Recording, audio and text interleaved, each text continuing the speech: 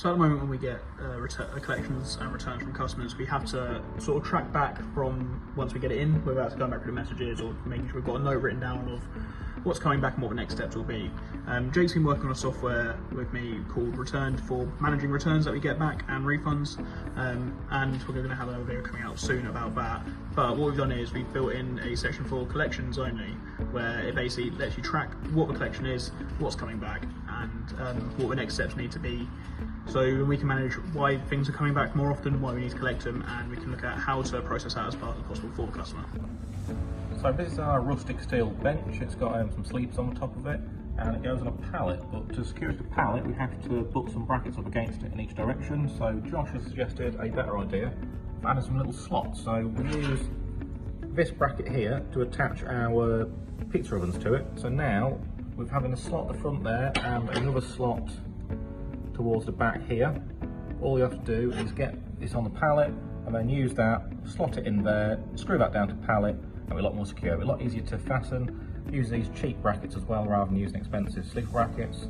It's a good improvement all around. So this is an improvement on the new Bracket Pack software for bracket packing. So it used to be a lot of scrolling involved in a big order, but now when you tap one, it jumps to bottom. So you're reducing that scrolling, just keep clicking through and it'll jump to bottom and save you time of scrolling. That's all there what you need. Hello, working on extraction hoods in here. So every time I draw one up, I have to manually come over here and check the angle of the certain item and then input it into the instructions for folding. And when we're doing a custom one, so it's every single time I had to do independent one. So now to stop doing it and saving some time, I implemented all the dimensions in here that they are automatically updating when I'm changing the size of the extraction hood. So I have all my measurements for confirmations and all the angles that I can simply implement them into folding instructions, which makes it literally my life easier. Thank you very much. So this is the software we use to send the daily scans over to APC, but we've been working on a way of cutting APC out of the equation completely. So there's a new feature now. So this is an example tracking number that's going to be collected today. If we wanted it to be collected tomorrow instead, because it couldn't go today, we can click this now, and we can click this button here, which is roll collection date. So we click that, it does have a little lookup, it works out what the next date will be, and then it'll allow us to change these in bulk. So we could give up to 100 numbers here. So it was detected that the date for this tracking number is due to be collected today.